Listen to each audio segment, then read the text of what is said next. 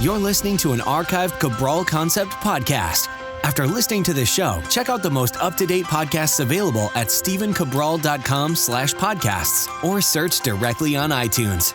And now, welcome to the Cabral Concept, where board-certified naturopath and integrative health practitioner Dr. Stephen Cabral shares how he was diagnosed at the age of 17 with a life-altering illness and given no hope for recovery. It was only after studying and traveling all over the world did he discover how to combine ancient Ayurvedic healing practices with state-of-the-art naturopathic and functional medicine to fully rebalance the body and re-energize it with life. It's time to discover how to get well, lose weight, and finally feel alive again. And now, here's your host, Dr. Stephen Cabral. Today on our Training Thursday show, we're going to take a little break from the exercise, the workouts, how to boost your metabolism. And I want to go with this theme that we've been talking about, how to better balance your workouts. Now, here's the great thing about what I'm going to explain today, is that it's not about replacing anything that you're currently doing.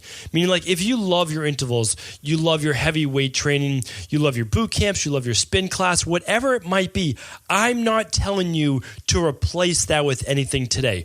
What I'm saying is that we can make it even better, that we can make our bodies more supple, more flexible, more oxygenated, which means we're going to have more energy. Plus, we're going to stay injury-free. I'm telling you, that's such a big part of the game as you start to increase in age, is staying injury-free, because no matter what your goal is, if you get injured, that takes you out of the game. So if you're trying to boost your metabolism, you're trying to get in daily exercise to keep your metabolism stoked, if you get injured, you sit down more, right? You're going to lower your metabolism and you're not going to feel great. You're not going to feel that same type of energy.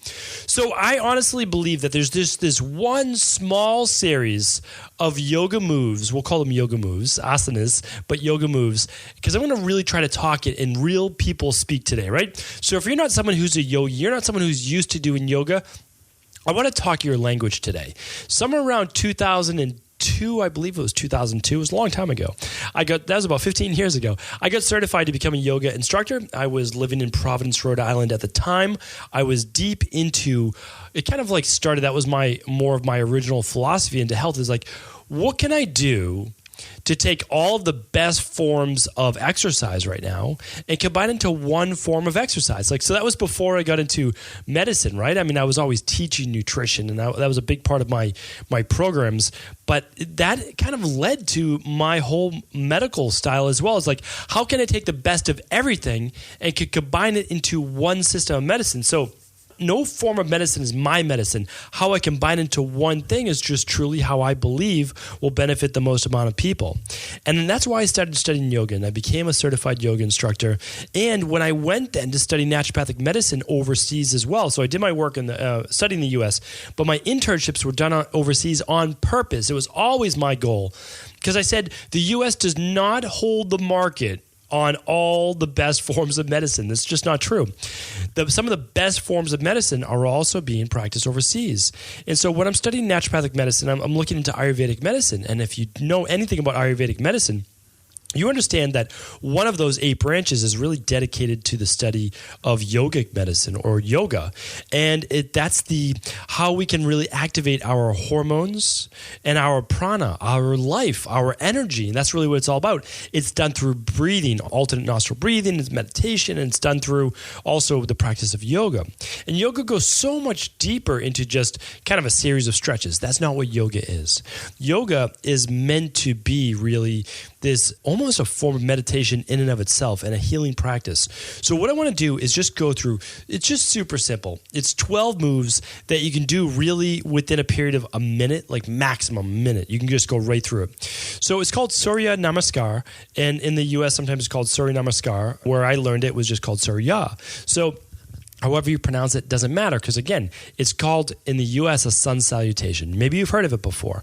This is something that I basically do every single morning, and I'm a big believer in it because of how it energizes your body. Now, I hope that you listened to Monday's show. It's episode 353. It's how to ease into the day with less stress. I actually gave you my morning routine. It's to model. You don't have to mimic exactly how I do it, but it's to model. You talked about how I do push-ups, I do a set of pull-ups, I do squats, I do lunges, I do a little bit of like extend child's pose. It is basically the Surya Namaskar that I did for many years. And I just adapted it. It's basically the same exact moves, same moves, right? Same exact things, just in a little different method that primes my body, that gets my body activated. And that's what Surya Namaskar is. So in India, especially in Mysore, where I was learning this specifically, which is a city basically in India. It's right in the center, south center. And what we did was we learned that this specific asana, this specific set of Ashtanga-based moves, this vinyasa is meant for everyone, like literally everyone, no matter what your body type. Because over there we're studying the 10 essential body types, the Vata, the Pitta, and the Kapha, and how they can also be blended to be Vata Pitta, Pitta Kapha, Vata Kapha, so I'm not going to go through all that today. And so if you're someone who needs more vigorous exercise to lose weight because you have a larger body type, well, you're going to do the Surya Namaskar much more intensely, where the Vata body type, who's the thinner body type, they're going to move through it very gently, very slowly, and they're going to do less. They might do 3 to 5. Where the Kapha body type, the endomorph, they might do 10 to 15 of these or more, very vigorously, going through the movements. And that can be that form of exercise as well. It's that powerful. So what I want to do today, very, very simple, right? We want to get the most out of this episode and how you can add it maybe every morning like I do. Maybe it's just a couple times, right?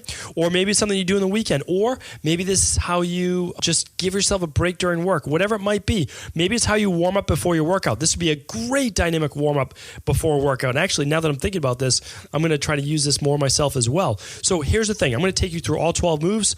It might take me a minute and a half to explain all of them, super simple. And then I'm going to give you the diagram as well as a YouTube video that goes through all these moves as well. It's so super simple. Anyone can do it.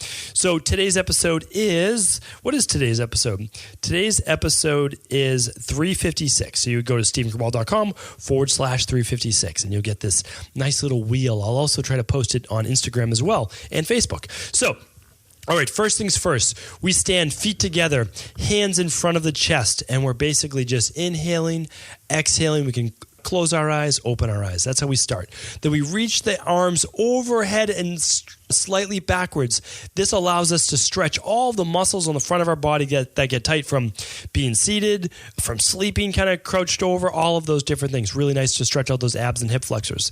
Then we bend all the way forward. This stretches now the opposing muscles, the hamstrings, the glutes, the lower back. So basically just lean forward and touch your toes, like hamstring stretch. Then you lunge forward. You touch the floor to balance. You have to make this a hard lunge. That opens up the hip flexors. You lift your chest. You get good breathing in there.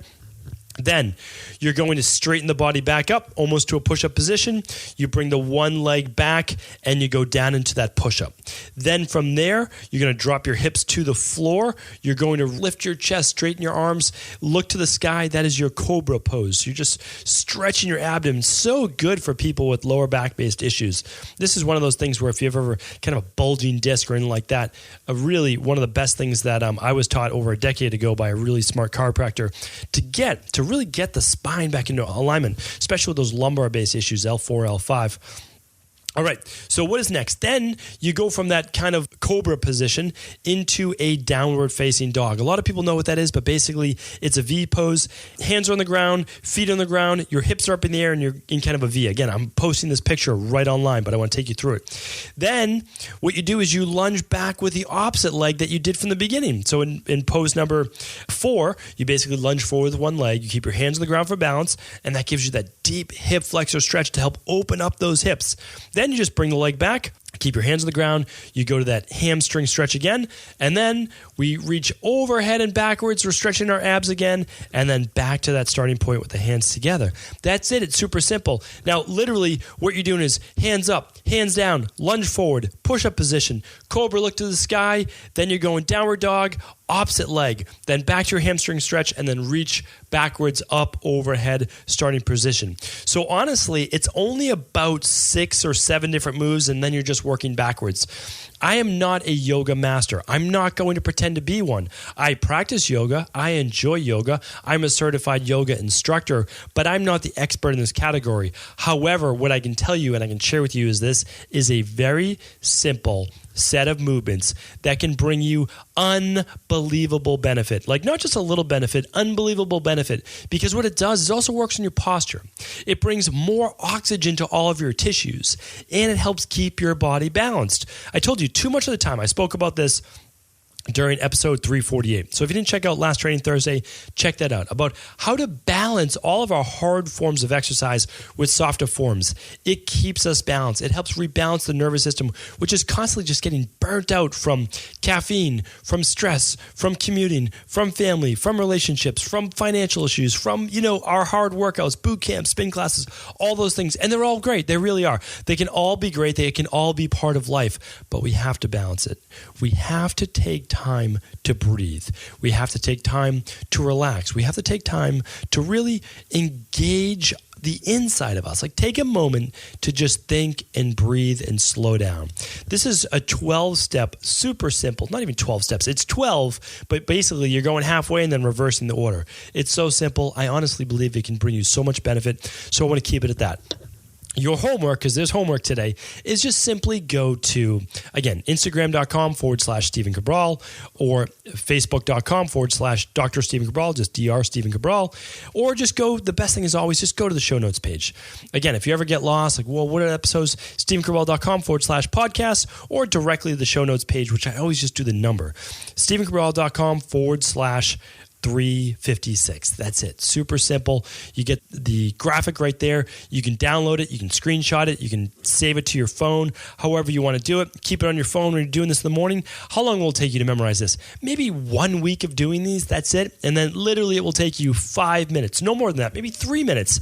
If I were to do it right now, it would honestly take me 1 minute per round at the most, 3 minutes for 3 rounds. That's it. It's so worth it, and it makes a great dynamic warm-up too before you're doing intervals or any workout. So I hope you enjoyed today's show. I like trying to bring you new things, like things that you're just not going to hear on every other podcast, whatever it might be. So again, if there's other topics you want me to explore, I'd be happy to do that. Just go to StephenCabral.com/Ask Cabral, and I'm always happy to not only answer your questions, but also go over a little bit more in-depth podcasts, which just keeping them around the 12-minute mark. Easy to listen to every single day. Thank you once again for tuning into the Cabral Concept. Take care, everybody. Are you ready to heal yourself and then go on to heal others? If so, the Integrative Health Practitioner Institute can help you discover proven functional medicine protocols that blend the best of 7 different healing disciplines from around the world. I personally share with you the exact handouts and protocols I use in my private practice that enable people to get well, lose the weight, and live longer, stronger.